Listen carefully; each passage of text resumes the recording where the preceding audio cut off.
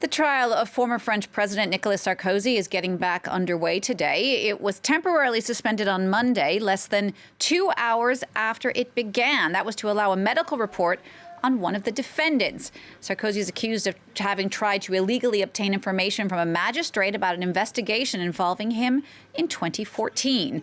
Well, to talk a bit more about this with me now, let's bring in France 24's Chris Moore. Chris, what more can you tell us?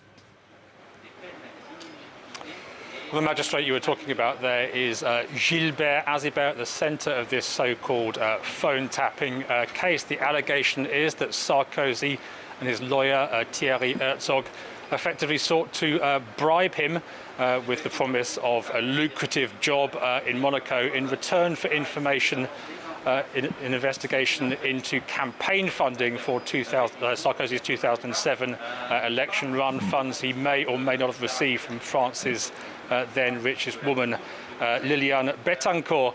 A phone tapping affair because it's alleged that the pair, Sarkozy and his lawyer, communicated via secret mobile phones. Their team says because they suspected illegal phone tapping. Investigators, prosecutors saying because they suspected that investigators were listening in. Now, Sarkozy's team also points out that Mr. Azibert retired shortly after all of this allegedly happened, never actually got that job. The problem is that in French law, it's the very fact of making that offer an effective potential bribe which makes it a criminal offence. Now, Sarkozy is the first former president to be in court on corruption charges. It might be surprising, though, to people watching from outside of France, Sarkozy still has quite a big fan base. He does indeed, and he certainly has quite a lot of legal problems as well in terms of campaign funding.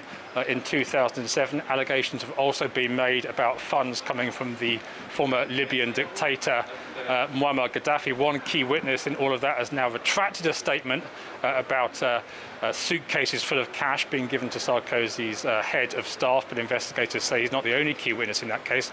What's more, next year Sarkozy will be back in the dock over funding into his unsuccessful 2012 presidential bid. The allegation there is that he and his party used a company known as Big Million to hide what was a big overspend. Campaign funding here in France is subject to very tight rules.